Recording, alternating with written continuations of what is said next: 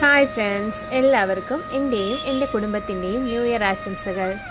ഇന്ന് ഞാനൊരു soya chunks ഉലർത്തിയതാണ് ഉണ്ടാക്കുന്നത്.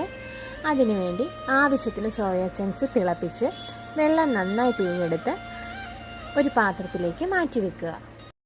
അതിലേക്ക് കാശ്മീരി മുളക് പൊടി, മഞ്ഞൾപ്പൊടി, ഉപ്പ്, അല്പം കോൺഫ്ലോർ എന്നിവ ചേർത്ത് ഇളക്കി 5 മിനിറ്റ് മാറ്റി വെക്കുക. അതിനുശേഷം ഒരു പാനിൽ വെളിച്ചെണ്ണ ഒഴിച്ച് ചൂടാക്കി അതിലേക്ക് ഈ സോയ ചങ്ക്സ് ഇട്ട് ഷാലോ ഫ്രൈ ചെയ്തെടുക്കുക. നന്നായിട്ട് ഇളക്കി 5 മിനിറ്റിൽ തന്നെ പെട്ടെന്ന് തന്നെ നമുക്ക് ഫ്രൈ ചെയ്തെടുക്കാൻ പറ്റും. ഫ്രൈ ചെയ്ത ശേഷം അതൊരു പാത്രത്തിലേക്ക് മാറ്റി വെക്കുക.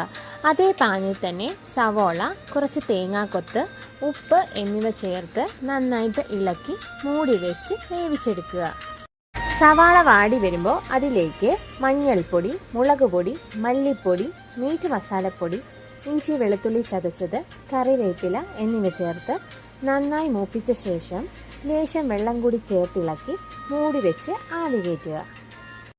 വെള്ളം ഒരുപാട് കൂടി പോകാൻ പാടില്ല, കാരണം നമ്മളൊരു ഡ്രൈ ഫ്രൈ ആണ് ഉണ്ടാക്കുന്നത്. അതുകൊണ്ട് തന്നെ ആവശ്യത്തിന് വെള്ളം മാത്രമേ ഒഴിക്കാവുള്ളൂ. വെള്ളം എന്നിട്ട് നമുക്ക് നന്നായിട്ട് പറ്റിച്ചെടുക്കുകയും വേണം കേട്ടോ.